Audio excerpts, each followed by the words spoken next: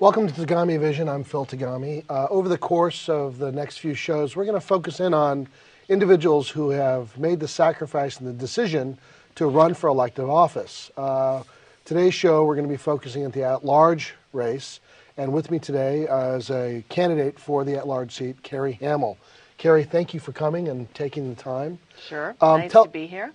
Tell us a little bit about you. How long have you lived in Oakland? I've been in Oakland for 20 years. We bought a house in the Piedmont Avenue neighborhood 20 years ago, and we're still there. Wonderful. Give us a little bit of background. Give us your resume, if you would. I started my career as a newspaper reporter many years ago. 6 years I was a professional daily newspaper reporter in Contra Costa County. And then I went to work for John Burton in the State Assembly. And as part of working for John Burton, I participated in the writing of the Roberti-Roos gun control bill, which was the first gun control bill in the country ever written back in the 80s. I met, through the course of working for Burton, I met Elihu Harris. Came back, fell in love during that time. My husband and I decided to settle in Oakland, and I went to work for Oakland.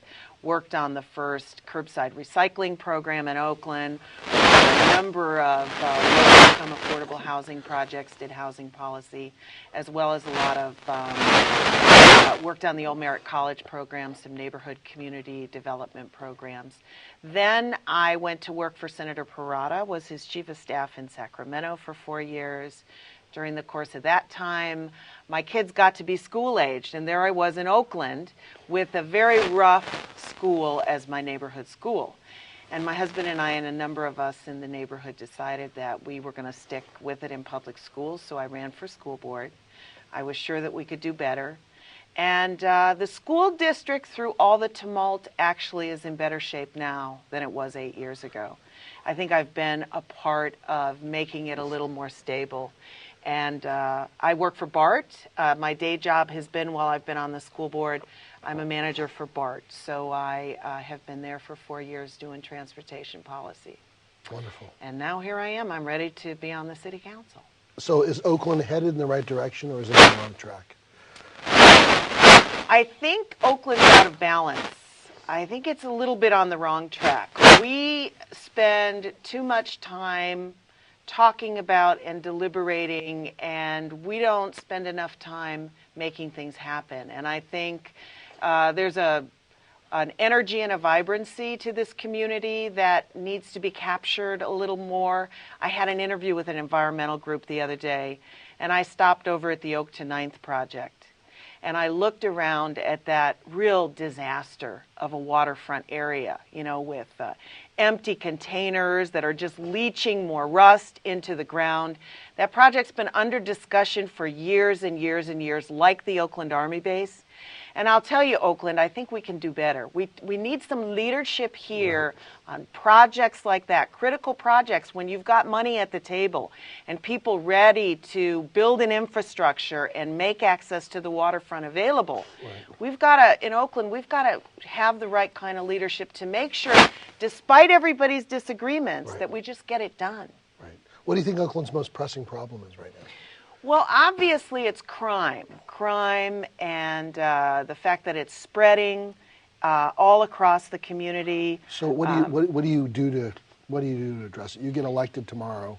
What do you do to address the crime issue? Well, let me tell you, it's funny, through all of this newfound debate about the number of police officers. When I was working for Mayor Harris 10 years ago, we were down police officers. We haven't been up to a full complement of police officers in decades in Oakland because it's difficult to recruit. There's a lot of problems with it. It is interesting to me, and actually I very much welcome the arguments that are raging now about getting us at least to 800 officers, which is something that we can at least start to manage and deploy officers in a way that's reasonable.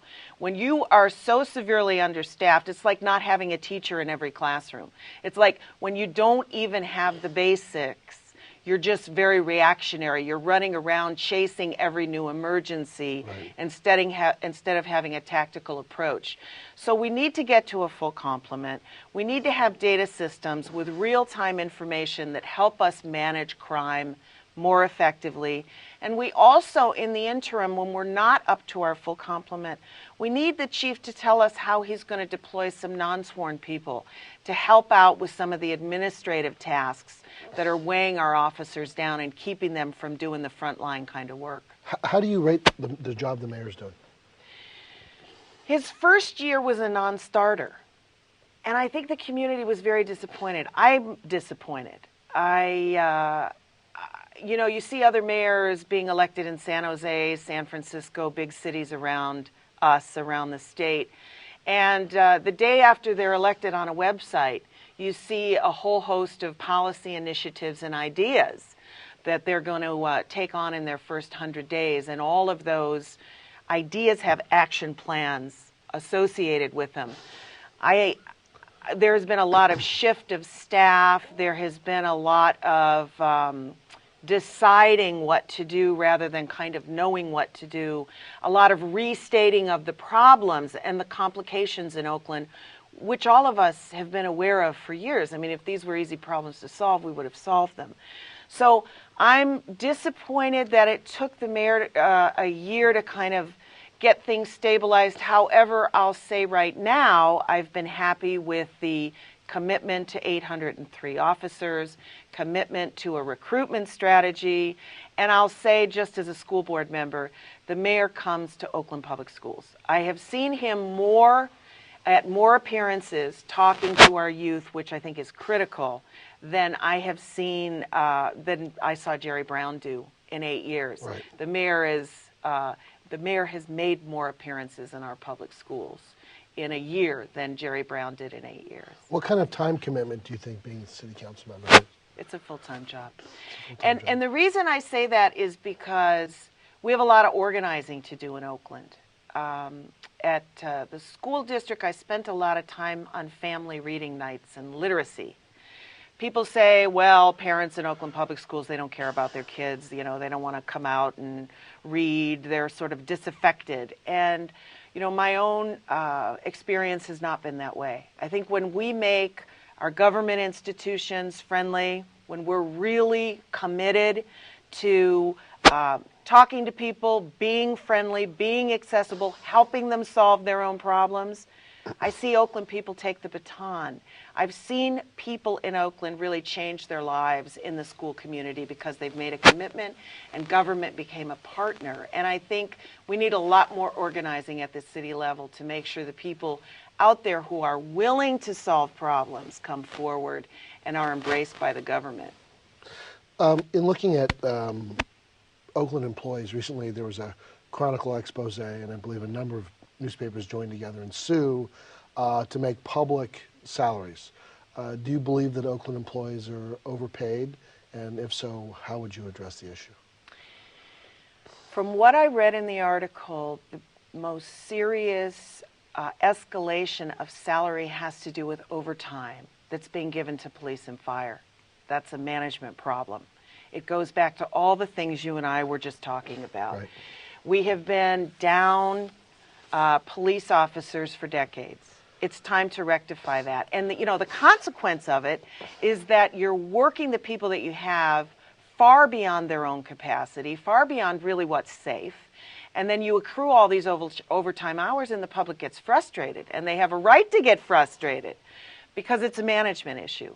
Most of the very high salaries I saw fell into that category. I think we, at both levels, at police and fire, we need to wrap our minds around recruitment strategies that can help us over time eliminate that overtime, because I don't think it's good for our workers. I don't think it's good for the city. Right. That's a good answer. The the elections, the national race, Clinton, Obama, or McCain. Do you have a pick? I don't waffle very often, but I started out with Hillary Clinton. And I have to say, when I voted in the primary, it was a very deep moment for me to vote for a woman. And I was very proud to vote for her. As the months have passed, I am extremely excited by who Obama is energizing and the fact that he's bringing all these new people in consistently, no matter where he goes. And also by his speech on race. I have 2 teenagers who go to schools where they're part of a very small minority of white people. Race is a very big part of their life. All of us in Oakland, it's a big part of our life. And the day that Obama made the speech about race, both of my kids listened to it. And when I came home from a meeting, they asked me to sit with him and replay it over the internet. And the 3 of us sat and listened to it together. And I saw how moving it was for them. And it moved me in exactly the same way. And I thought, this is the guy of the moment. We got to embrace this guy. He's right. We need to be right and see if we can win with right. That's great. Do you have a favorite restaurant in Oakland? Zyclo. It used to be where Cafe Valerian was. Sure. And we just took a bunch of friends from out of town over the weekend there. And we took a bunch of kids, teenagers who were like, ew, we don't eat that. Right. And they ate everything. Everything was unique and interesting and delicious. So that's wonderful. That's my latest. That's great. Well, it's, a big city, a lot of ground to cover. Yes. Elections coming up soon. As I understand it, in the June election, it's 50% +1 and there's no runoff in November. Right. So how does it look? Well, I'm not one of those people who say I'm going to win. I'll tell you what it looks like is it's a daunting task. It's fantastic being on the street talking to people. I've worked in schools very actively for 8 years, and school people are very loyal. So I have a very loyal constituency of marchers out there that are working with me. We're covering a lot of ground, actually. We've finished a whole section of the city already.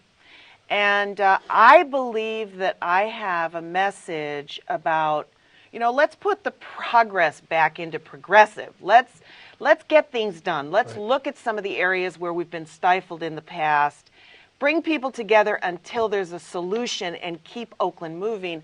I think most people in the city agree with that. Right. And, on the crime front, my credentials in youth development as a school board member for 8 years, youth development is absolutely my passion. I've been involved in a lot of projects, brought a lot of projects to fruition, rehabbed every school in Oakland. I think that's a good compliment. You have to talk about police officers and you have to talk about the teenagers that are committing the crimes and how we have to deal with them. You have to understand kind of both levels.